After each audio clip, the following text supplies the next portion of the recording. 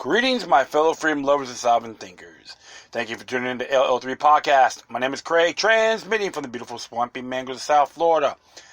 And today's date is Wednesday, February 19th, 2020. Yes, so, that whole USGSA ordeal with the courthouses were laughable. I have to say that in good faith. One great thing about it is, most of the people don't like all those three locations. It's a monstrosity waiting to happen. And with all due respect, Fort Lauderdale Commissioner decided to write a letter saying he supported the one location where there's a lot at 477 Southwest 1st Avenue. Chose poorly. Just wondering what he has in the little cookie jar. If he's trying to get some good kickbacks or make him look real pristine.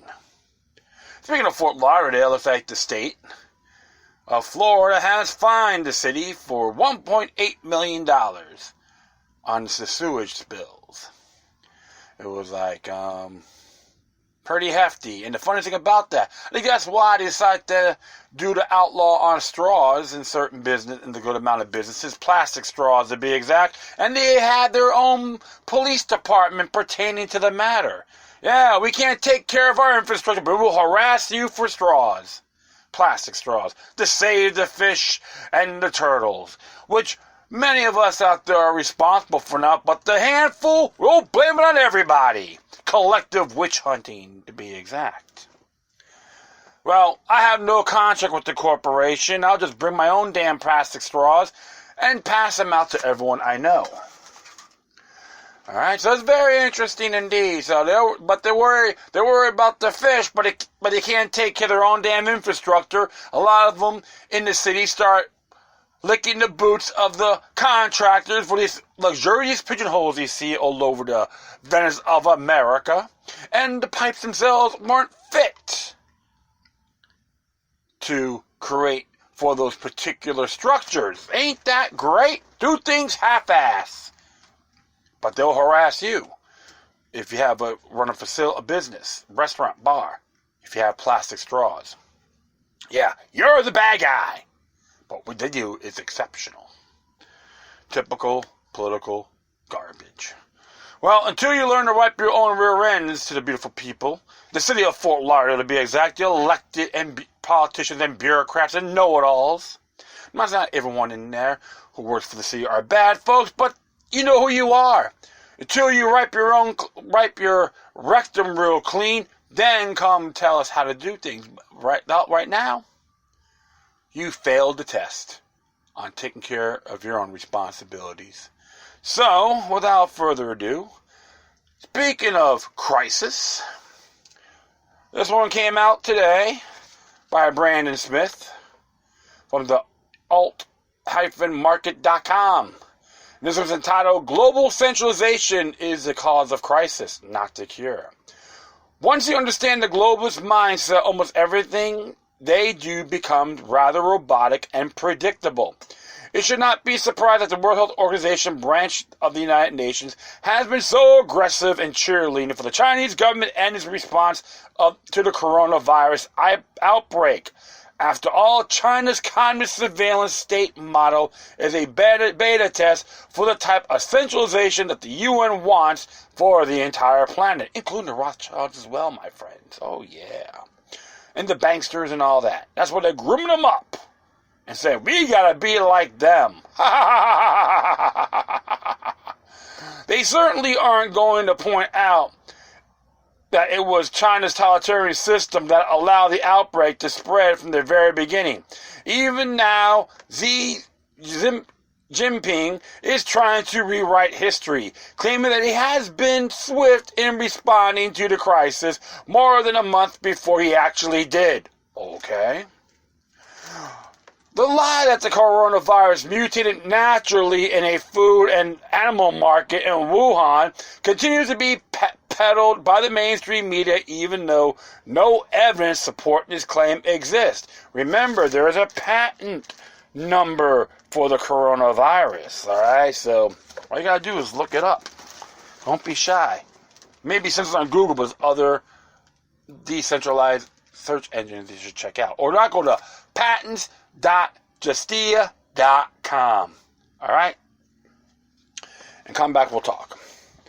And China is still releasing rigged death and infection numbers while they have over 600 million people under martial law lockdown, and the crematoriums continue pumping out the fumes of the dead 24 hours a day, 7 days a week. Yeah, can we say eugenics? Damn right. Brave health workers like Li Wenliang, who was punished by the government for warning about the virus in December, have died in the process of trying to fight against the centralized behemoth just to get vital information to the world. But that never happened, right? It was actually President Xi and the CPC that saved the day. The HOW and the CPC say so. You'll never hear the UN praise the efforts of Li Wenliang. They want his name to disappear down the memory hole as much as the Chinese government does. Exactly. Birds of the feathers flock together. The same feathers, right? The developing narrative is a familiar one. Local officials stiffed the response to the outbreak while the centralized national leadership put things back to back with extreme control measures that have turned the Hebei province into a veritable internment camp. Whatever you do, don't point out that it was the national government's habit of imprisoning health officials that released false information that led to the delayed reaction on the coronavirus. Also, don't point out that ground zero for the outbreak is just down the road from the largest level 4 biohazard lab in Asia, because that would make you a conspiracy theorist. That's like Building 7, right? Yeah, think about that. That's what government loves, conspiracy theorists. That's a great buzzword to get people wound up or go, oh my God. Just like black supremacy, neo-Nazis, black supremacists, ethno-supremacists, just saying. Those buzzwords get people wound up. The message being pounded into the public consciousness is clear. Shut up and accept that centralization works. Even when it fails miserably, it is still the answer to all our problems. We all have to do is adjust the historical record a little bit every time the system breaks, and then institute even more centralization in response. In other words, the interdependent and draconian top-down structure of the globalist state leads to crisis. This is because it was not centralized enough. Centralization always begets more centralization. The final fascist system of central banking and corporate oligarchy leads to the socialist welfare state. And the socialist welfare state leads to the surveillance state. The surveillance state leads to martial law state. And the martial law state leads to full-on global governance, an endless elitist empire. Can we say Homeland Security too? The financial fascist system of central banking and corporate oligarchy leads to the socialist welfare state. And the socialist welfare state leads to the surveillance state. The surveillance state leads to the martial law state. And the martial law state leads to... And I think I said that twice. Sorry about that, folks. I will proceed the next paragraph.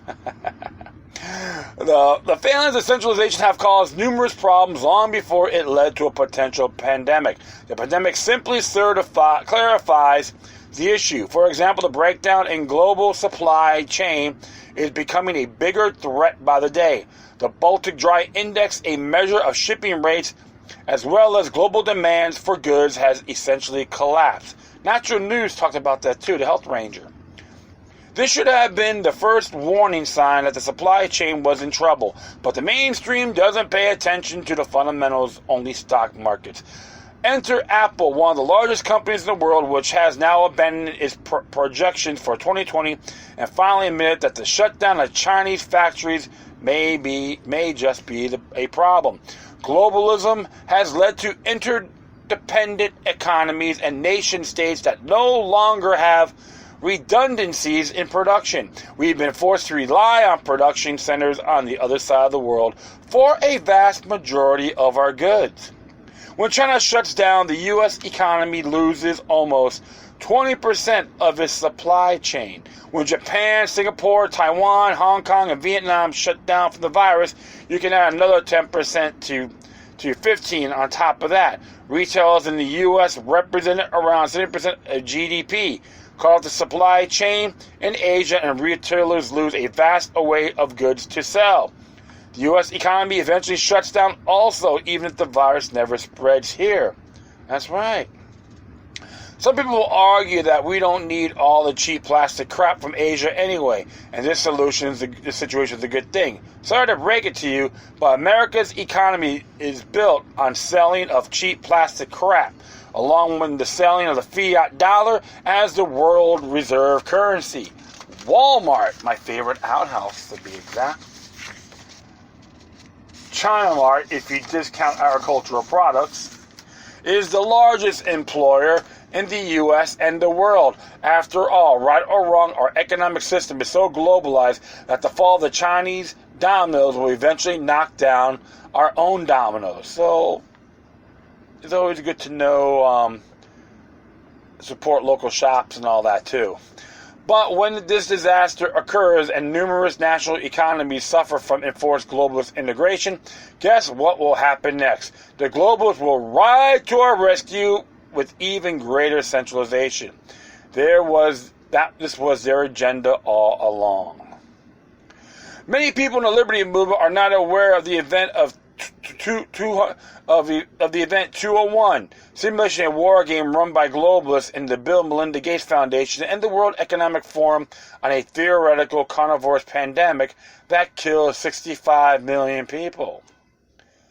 This simulation took place only a couple months before the real thing exploded in China in December. But hey, maybe that's all just amazing coincidence. What concerns me more is the solution that was presented at the end of the event 201, the creation of a centralized global financial body that would manage the international response to the outbreak. Isn't it amazing how every major catastrophe caused by globalism seems to lead to more globalism? Of course, micro solutions to mega problems. One might start to wonder if some of these events were triggered by incompetence, or they were deliberately engineered. At the very least, crisis events have been allowed to fester unchecked by organizations like the WHO, or World Health Organization, as they continue to write off the coronavirus as a non-issue that is well under control by the Chinese government that caused it to spread in the first place. So here is what is going to happen next. Best case scenario is that the Western world is mostly unscathed by the virus itself, but the economic supply chain suffers major setbacks. The global economy, which was already crashing over the past year due to historic levels of corporate and consumer debt, not to mention faltering exports and freight, is finally tipped over the edge. The massive everything bubble, fueled by a decade of inflationary central bank stimulus, implodes. Government respond with totalitarian measures in the name of protecting the public. The globalist institution like the IMF stepped in and suggest that frail national monetary systems come under the management of their special drawing rights basket in order to mitigate the debt crisis. Essentially, this is the first step to global governance. Worst case scenario, the virus spreads throughout the U.S. and Europe, and governments respond the same way that China's government has: martial law and full-blown concentration camp culture. This would lead to civil war in the U.S. because we are armed and many people will shoot anyone trying to put us into quarantine camps. Europe is mostly screwed. The establishment then suggests that paper money be removed from the system because it is a viral spreader. China is already pushing the solution now. Magically, we find ourselves in a cashless society, a matter of a year or two, which is what the globalists have been demanding for years.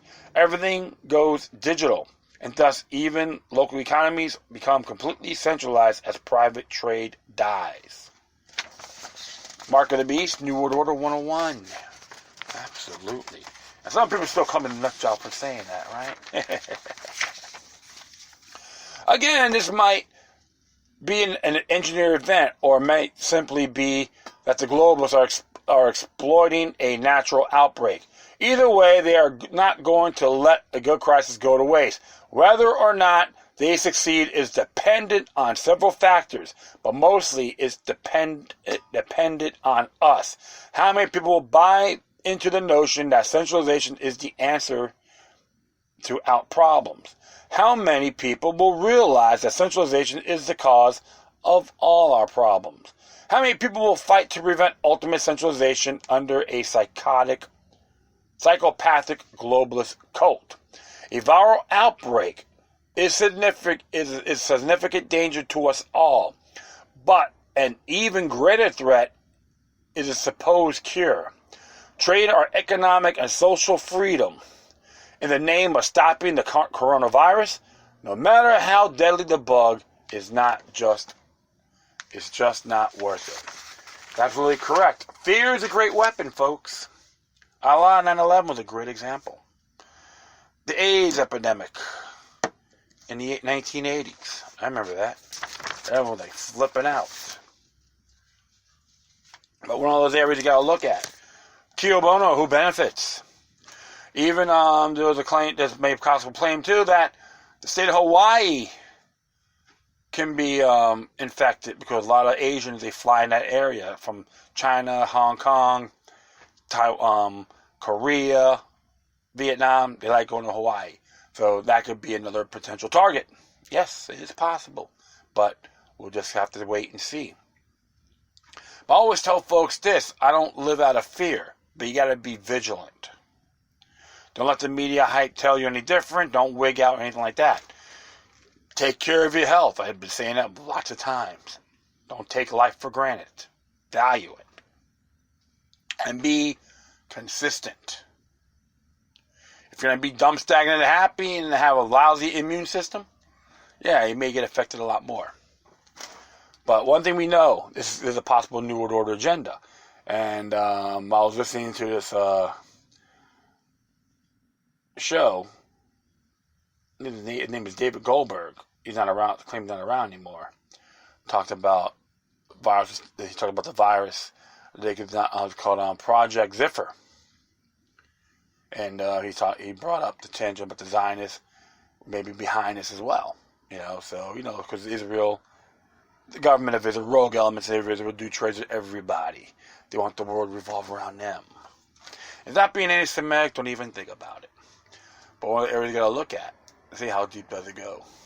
So, I can tell everyone, stay vigilant. And I recommend folks go to Health Ranger. You go to SoundCloud.com and look up Health Ranger. He's been on top of a lot of things, and he's been pretty accurate as well. So check his stuff out, and you can tell him, look, the third sent you. Sent you. I know, sounds like a stench you. So, yeah, so I might just do a couple more. Maybe I'll just see what mood I'm in. But this one came out yesterday. Is it yesterday? Yeah, I think it's yesterday. I'll find out. I think it's today. Why Governments Hate Secession. This is by Ralph McMacken from Mises.org. Good site, folks. When the Soviet Union began its collapse in 1989, the world witnessed decentralization and secession on a scale not seen in Europe since the 19th century.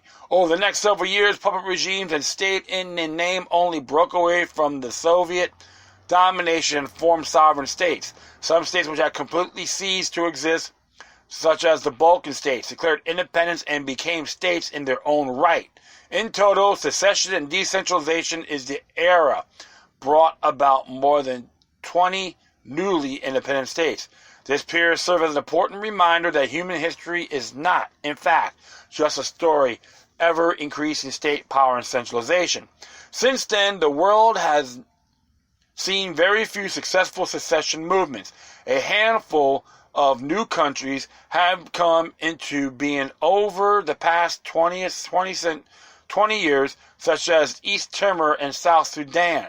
But in spite of many efforts by separatists worldwide, there have been a few changes to the lines on the map. This has certainly been the case in Europe and the Americas. where from Quebec to Scotland to Catalonia to Venice, demands for independence have been met with trepidation and sometimes outright threats of violence from central governments. Countries don't like to get smaller. This is partly due to the fact that state organizations, that is, the people who control them, have little motivation to give up benefits conferred by bigness. States that control larger geographic areas and larger populations have greater ability to project their power and get more power. Greater size means larger frontier that can act as a physical buffer between the state's enemies and the state's economic core.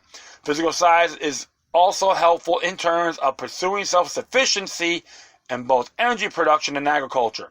More land means greater potential for resource extraction and acreage devoted to food production.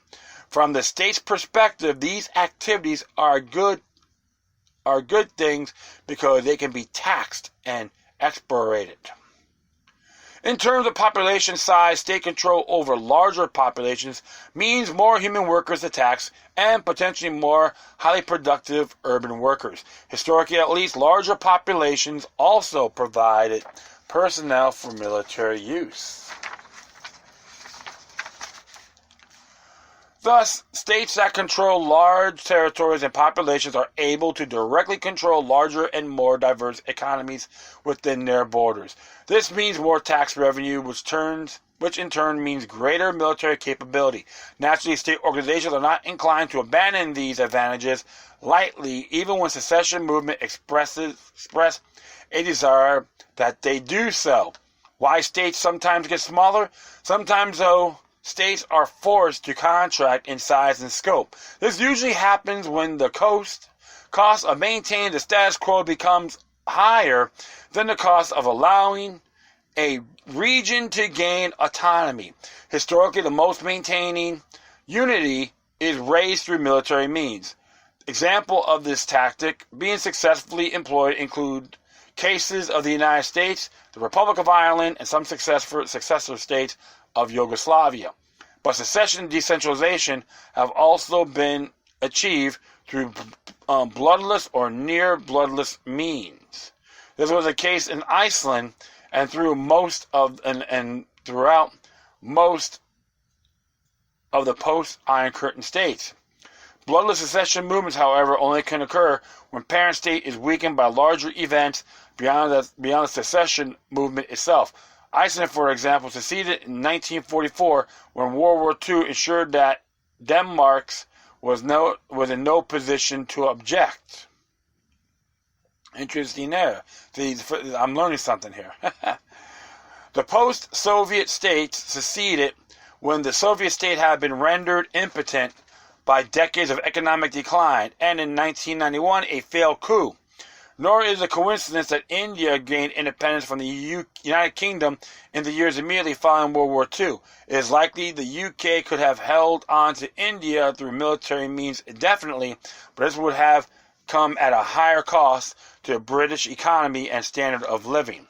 It is possible to envision largely amicable separations. The model for the separation of Canada, Australia, and New Zealand from the United Kingdom, but even in these cases, British control over the Commonwealth states' foreign policy was not totally abandoned until after World War II, when the British state has been weakened by depression and war. Moreover, the British state assumed that these newly independent states would remain highly reliable geopolitical and economic allies indefinitely. Thus, the geopolitical cost of separation was perceived to be low. Megastates are the ideal state. In cases where the seceding state is perceived to have differing... Hold on here.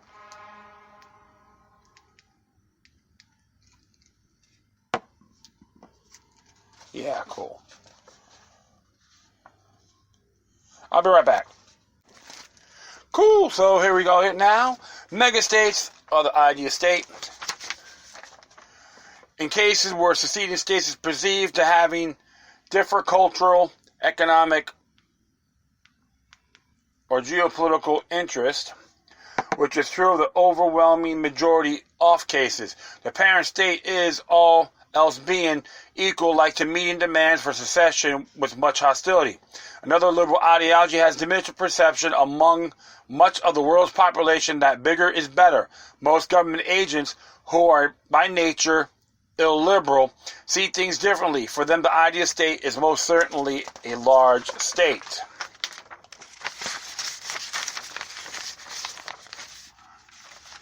Sorry about that here. Those who delight in generous application of state violence have noticed that it is not a coincidence in the world's most powerful state. E.g., the U.S., Russia, China are those that control large populations, large economic centers, large geographic areas with sizable frontiers. The combination of these three factors in various configurations ensures that existential threats to the regime are few and far between. Russia's relatively small economy, only a fraction of the state of Germany's economy, is mitigated by its enormous geographical frontier. Its economy is nonetheless large enough to maintain a nuclear arsenal. China's per capita wealth is quite small, but Chinese territory, or the sheer size of its overall economy, ensures protection from foreign attack. The enormous economy is its huge ocean frontiers render it essentially immune to all existential threats other than a large-scale nuclear war. Large states such as these are limited only by the defensive capabilities of other states and by the threat of domestic unrest and resistance. As Ludwig von Mises noted, in liberalism, states can only as much power as the populations are willing to give it. There are limits to the public's generosity. Totalitarian states require bigness. The relationship between bigness and state power has been illustrated in the fact totalitarian states are virtually always large states. In her book, Origins of Totalitarianism, Hannah Arendt examines a number of non-totalitarian dictatorships that sprang up in Europe before the Second World War. These include, among others, the Baltic states, Hungary, Portugal, and Romania. Many of these cases, Arendt contends, the regimes attempted to turn themselves into totalitarian regimes, but failed. This was largely due to their lack of size. Although totalitarian ideology has served well enough to organize the masses until the movement seized power. The absolute size of the country, then force, would be totalitarianism rulers of masses into more familiar patterns or class of party dictatorship. The truth is that these countries simply did not control enough human material to allow for total domination and its inherent great losses in population. Without much hope for the conquest of morally heavily populated territories, the tyrants in these small countries were forced into a certain old-fashioned moderation lest they lose whatever people they had to rule. This is always why Nazism up to the outbreak of the war and its expansion over Europe lagged so far behind its Russian counterpart in consistency and ruthlessness. Even the German people were not numerous enough to allow for the full development of the newest form of government. Only if Germany had won the war would she have known a fully developed totalitarian rulership. Arendt was not an economist, but had she been one, she might have noted that the necessity of size is so central to totalitarian regimes because they are so economically inefficient. Contrary to promise of machines like efficiency made by advocates of ever more powerful states, totalitarian states are absurdly wasteful both in terms of capital and human life. The same is true to very extent for all regimes. But as the most centrally planned ones, whether totalitarian or not, quickly become economic basket cases. Large size is necessary. A smaller state would quickly exhaust its capital and its population, and the regime would collapse. Size can provide the appearance of sustainability for longer. Culture factors cannot be ignored. However, Arendt concedes that process of collapse can be drawn out longer than societies that are more ideologically tolerant of it. Conversely, the chances of totalitarian rule are frighteningly good in the lands of traditional Oriental despotism in India and China. The region's relative tolerance for despotism is enabled by local ideologies that foster a feeling for superfluousness, which, according to Ardent, has been prevalent for centuries, and in contempt for the value of human life. Continued movement towards smaller states. Fortunately for humanity, the trend in the world today is towards smaller states. As numerous scholars have noted, the average number of states in the world is larger now than at any time in recent centuries. Moreover, the rise of global trade have lessened the benefits of imperialism and expanding of state frontiers and population. As Mises observed, freedom in trade negates that the need for a state to acquire more than the world's wealth through militaristic and imperialistic methods. States often still seek economic self-sufficiency, but the cost of this is so high and the benefits of open trade so enticing that more states are willing to accept trade as a substitute for Lebensraum. This can already be observed, as globalization has allowed small states to thrive, and small states have even acted to force greater discipline on large states through tax competition. Interesting there, right? There are certainly exceptions to this. Some small states, such as North Korea, have maintained an economically isolationist and totalitarian stance, but fueled both by internal paranoia and by real perennial threats issued by its enemies, especially the U.S. In the case of the latter, for the most part, however, the spread of markets and pro-market technology has raised the opportunity cost to militaristic expansion from the state's perspective. It's offered the chance to expand at low cost, though virtually all regimes would take opportunity in a heartbeat. This is why we will likely continue to see regimes enthusiastically resist secession within their own borders. States don't have many opportunities to expand their territories and populations, so they're not about to sign off on secession lightly. Nevertheless, new economic realities, wars, and demographic shifts may certainly affect the equation in coming years, and then we may again see redrawing of maps of a sort not seen since the end of the Cold War. And it'll be interesting, like, everything will be done by steps, secession, even you get to see, like, from the Club of Rome standards, like what happened with England. They're finally officially out of the European Union, and we'll have to wait and see what's going to happen for those other nations, like, Scotland and Northern Ireland, Wales, and all that. But you never know. But even within the states itself, there's one called the Greater Idaho Project, which is like 22 rural counties in Oregon and Northern California want to be annexed to the state of Idaho. You see that same thing happening with some of the counties near the state West Virginia state line. They want to join West Virginia. So things is very, a lot of stuff is occurring. What we're examining, and as far as I'm concerned, secession, hey, that's a natural right, as far as I'm concerned.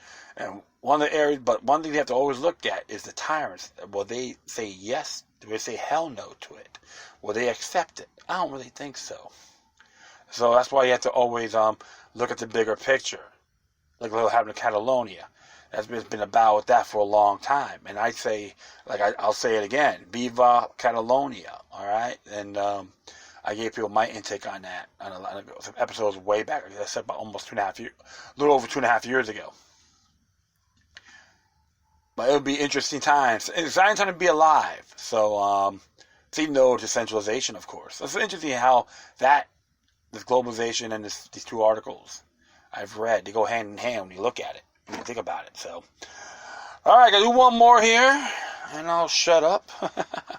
Then I'll be quiet, of course. This one here is from the alternate.org. Came out yesterday. Yeah, it came out yesterday. It is. I find it pretty hilarious. If Democrats nominate Mike Bloomberg, we deserve 4 more years of Trump. It is by Amanda Marcotti. And what she says here, information mogul and former New York City Mayor Mike Bloomberg, and of course, member of the Council of Foreign Relations, whose net worth is an estimated $62 billion, has, by absolutely blanketing the airways with ads, managed to buy himself a respective polling position in the Democratic presidential primary race. In the National Morning Consult polling, Bloomberg has moved to the 3rd position behind Senator Bernie Sanders of Vermont and former Vice President Joe Biden. His massive fortune allows him to purchase a dizzying number of endorsements. Yeah, how much? So a lot of blackmailing going on, right? As Biden's campaign continues its slow implosion, he placed 4th in the Iowa caucuses and 5th in the New Hampshire primary. The centrists of the punditry are turning their lonely eyes to Bloomberg. I'm trying to figure out why. Hoping to buy his election strategy can stop Sanders. But nominating Bloomberg will be uniquely stupid for ideas for Democrats. Because of that singular, unquantifiable factor that has obsessed both voters and the media. Bloomberg is not electable. I can't argue with that. All right, it says here, the moral argument against Bloomberg is starting to emerge in the media. In reaction to his sudden and well-funded rise as mayor of New York for 12 contentious years, Bloomberg backed the wildly racist stop-and-frisk policy that empowered cops to target men of color for random searches, which Charlie Blows of the New York Times said amounted to a police occupation of minority neighborhoods and did little to actually stop crime. Bloomberg imbued with the shamelessness of a man too rich to ever hear the word no openly brag about the racism motivating policy, telling the crowd in Aspen in 2015 that 95% of the murderers are male minorities. 16 to 25, that supposed fact was enough to justify treating an entire demographic as suspicious, and a policy that mounted to throw them up against the walls and frisk them. As Blow notes, 90% of people stopped in this way were innocent, cutting directly against Bloomberg's assignation of collective guilt to young men of color. See that whole racial, ethno-oppression, ethno-tyranny, right? Yeah, just an example. It's not just one group is being suppressed. This is just an example about ethno-oppression. Okay, so and I talked about that in my episode about the whole white race is being demonetized. Yeah, white people being demonized. So just an example. See, voila. In similar comments in 2011, Bloomberg said this is an enormous cohort of black and Latino males, aged, let's say, 16 to 25, doesn't know how to behave in the workplace where they have to work collaboratively and collectively. Michael Carnes of the Washington Post also published a lengthy article detailing Bloomberg's verbal diarrhea when it came to expressing the uglier views on women. He allegedly told female employees that they were ugly and that they should reward a male colleague for getting married by lining up to give him oral sex. In a legal complaint against Bloomberg, one employee said that Bloomberg, upon hearing that female employee was having trouble finding childcare, yelled, "It's an effing baby. Effkin baby. All it does is eat and shite. It doesn't know the difference between you and anyone else. All you need is some black who doesn't even have to speak English to rescue it from the burning building." Interesting claim. Pointing these things out, however, causes mostly white liberals to emit some variation of the argument. They can only care about beating Trump, and if Bloomberg can do it, then they'll be delighted to vote for him. Well, I'm a white guy. I got no way in hell, okay? This is a dumb argument. However, because Bloomberg cannot beat Trump. Indeed, the folks in the Trump board are absolutely licking their lips in excitement at the idea of running against Bloomberg. Trump spokeswoman Kellyanne Conway, for instance, was practically drooling with pleasure when she went on Fox News to claim that Bloomberg's comments about women were far worse than Trump's bragging about sexually assaulted in the infamous Access Hollywood tape. It is no doubt tempting to many to jump in and try to argue back, ranking, grab them by the pussy, okay, versus Bloomberg's alleged sexual harassment.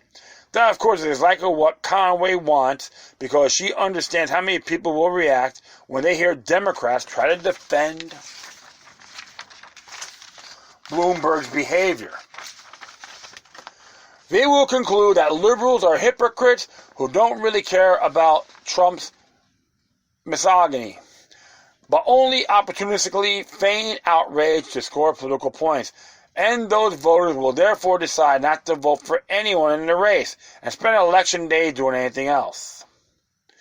As I've argued many times before, Trump's base of support is baked in. He can't build on it because most Americans think he's a pig. But it's also not likely to shrink since the fact that he's a pig is what his voters like about him. So Trump's not going to waste a whole lot of time and effort trying to persuade anyone to vote for him in 2020. Instead, the key is to convince voters who do not like him to vote, not to vote at all. The strategy for doing this would be the attack the Democratic nominee from the left by accusing that person of being a racist, sexist, corrupt, or most likely some combination of the three. That's why conservative media tried to get people to believe falsely that Sanders was a fan of the segregationist George Wallace. This is why Trump and his lackeys keep falsely accusing Biden of corrupt behavior in Ukraine. Interesting about that, there's a video from the CFO counsel said, he was involved of getting rid of the Attorney General there. It is why Trump keeps falsely accusing Elizabeth Warren of Massachusetts trying to pass herself off as a Native American for professional gain. Yes, it's really rich of Trump to accuse anyone of being a racist or corrupt or sexist, since he's a gold medalist in all three events, but that ultimately doesn't matter. His own voters already know that about him. Not only is discouraged them, but in many cases his immortality is exactly what they love about him. Rather, the point of these accusations is to convince some number of potential Democratic voters that Trump's opponent is just as bad as he is, so there's no point in participating at all. With Bloomberg, this strategy will be laughably easy to pull off. Unlike the false accusations that are being lobbed at other Democratic candidates, the claims that Bloomberg is a racist and sexist are all too true. Even it is intellectually irrational, it's emotionally understandable that many progressives will be so uncomfortable voting for Bloomberg that they won't do it, even if refusing to do so means Trump will be reelected. That's why Conway was all but wiping drool off her chain with the excitement at the idea of Bloomberg as a Democratic nominee. His personal fortune, by many times larger even than the eye-popping billion-dollar war chest that Trump has for his campaign. Thank you, Sheldon Adelson. But there's a hard limit on the power of advertising in a national election where news coverages far outweighs the impact of marketing. The true nature of the accusations against Bloomberg will mean they will spread rapidly through reputable media.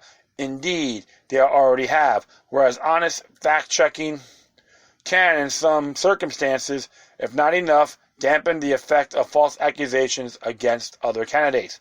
This is one of those situations where there's no need to engage in false dichotomy, putting what's right against what's effective. There is no need for progressives to compromise their values by running someone as gross as Michael Bloomberg, and doing so would actually be counterproductive.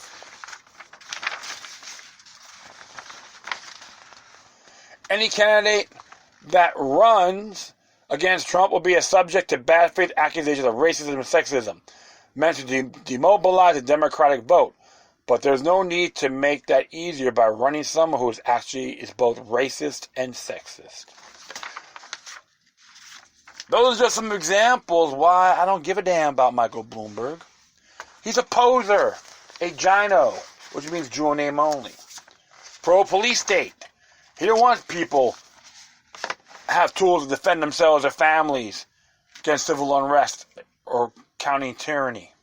Yeah, he's no American patriot. He's a treasonous douchebag as well. A globalist stooge. A member of the Council on Foreign Relations. A true bend-over Bob to the New World Order. And I'm not praising Trump either, okay? Just to be precise. But the bottom line is this, my friends. Since the campaigning began, when Andrew Jackson, during the Andrew Jackson era, they all became lords and saviors, not elected ambassadors as represented by the states. That needs to go back. Have that mindset. Too many people want to say, help me, Mr. President. You can do this, this, and this, and this, which is irrelevant. All you got to do is read Article 2 of the U.S. Constitution. Plain and simple. To hell with everything else.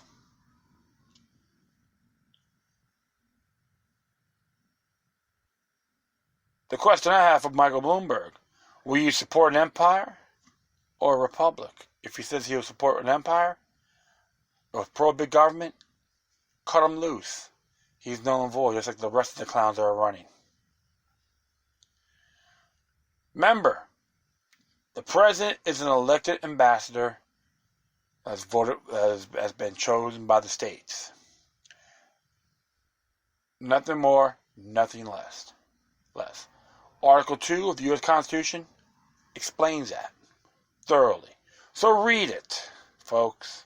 So listen to these idiots on the IdiotTube, on TV, and the bogus newspaper reporters, one-dimensional hacks that have a fetish of witch hunting fetish. Do your own homework. Don't rely on factcheck.org either.